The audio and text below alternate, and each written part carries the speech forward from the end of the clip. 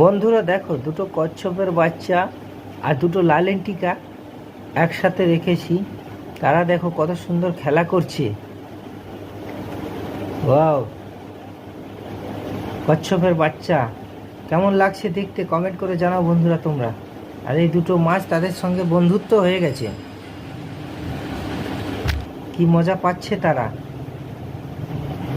wow,